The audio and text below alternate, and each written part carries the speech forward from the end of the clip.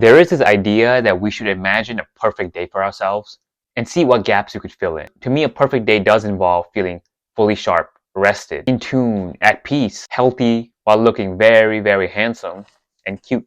I would ideally be next to beautiful, cute, healthy, supportive, based, and kind and capable woman who's next to me. That we have a sense of attraction, trust, understanding, and real love for each other. Like challenging each other, but also not pushing each other down in our own goals. Maybe there's a big dog in the house, a bunch of cats. The apartment will be clean and organized, nice windows and view. There will be ease of access to the park and the gym. In a big city environment, yes, but also able to go to a remote mountainside whenever you please. Maybe trips back to Nepal or something. My parents would be healthy in mind, body, and spirit. That I would have my finances sorted out enough to be very comfortable, but also not needing to be at a specific place and time. Able to support others, but not chained by money. In the future, maybe able to go remote for months and months and months. Not needing to attend useless, unengaging, boring meetings, but doing something that really helps others with my time. Ideally, in the same day, I would be able to move in various ways for at least 2 to 3 hours a day minimum, expressing myself and everything that involves power, strength, endurance, grace, beauty, but more importantly,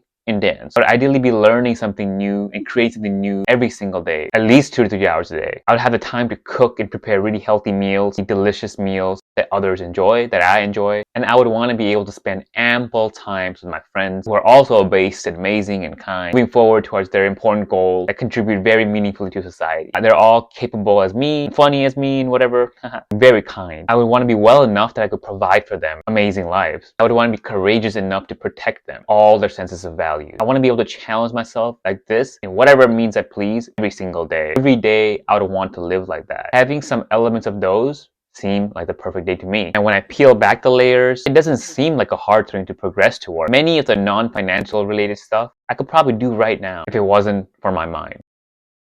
This is why I like the idea of transformation. I think a fully realized person is shifted in such a manner that they cannot do anything with the wrong intention. They cannot be stopped by their own sense of mistakes and failures. They're constantly tested. There is a place to go, but here is still enough for them. There is nothing to prove. The more I think and write about this, the more I realize how simple my goals actually are. These are not hard things whatsoever. A lot of these things I could achieve right now, like I said, with some level of mindfulness and love. That even in this perfectly simple scenario of my perfect day, my mind can imagine there's so many things that could go wrong. There's so many holes. I can feel uneasy about how much money I have, even when I have it. I can still be competing with other men when I should be thankful to have what I have. I can still be comparing this perfect relationship that I imagine to other people. Maybe I'm still worried about my parents' health. Maybe my cat becomes sick. Maybe one of my friends will leave me. Maybe my leg breaks. I can't move in those ways. Maybe I lost all my money. Maybe my skin breaks out and my eyes lose their spark. What about in all these cases? I did progress to all that, yes. Yet these feeling tones and circumstances may yet come anyway. That's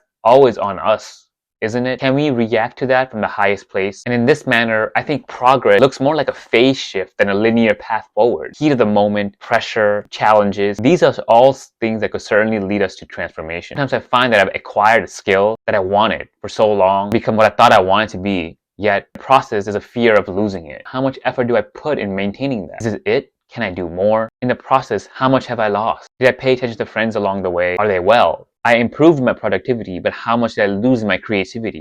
I improved in my strength, but how much did I lose in my cardio? Is she happy? Parents happy? Am I happy? The mind will constantly move these posts, even when you have everything you want. Even in the most perfect day scenario, there will always be holes.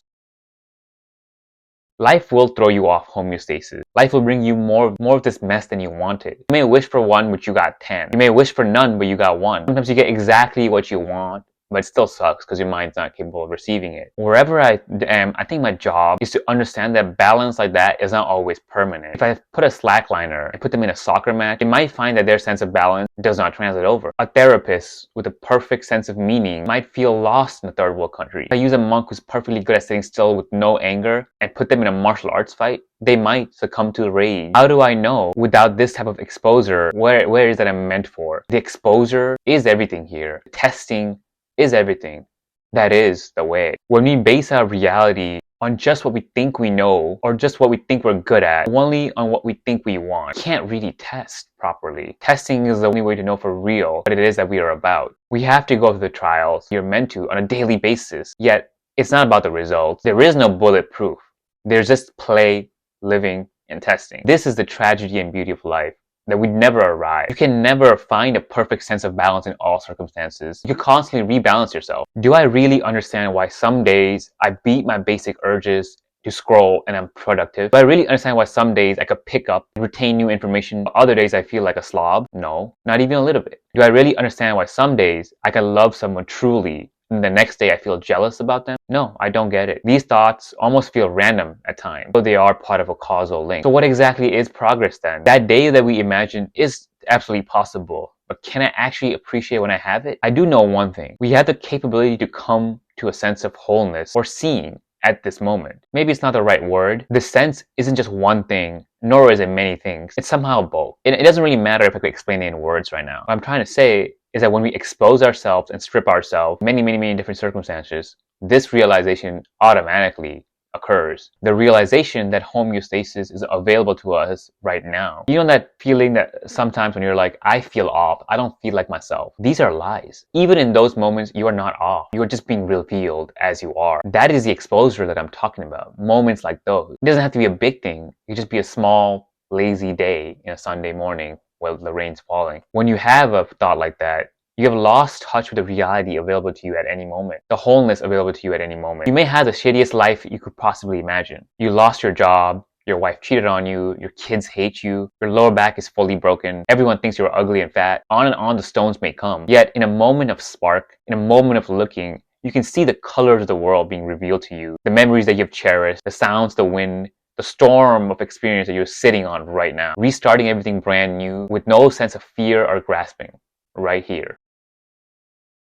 And in the end though, no matter how much of a perfect day we can imagine, I still think it's best to not have a preference. These days, I'm very careful when I say things like, I am a morning person, or I'm an extrovert, or I can work well with around others. And jokes like, haha, I'm such a big bag, I could eat all day.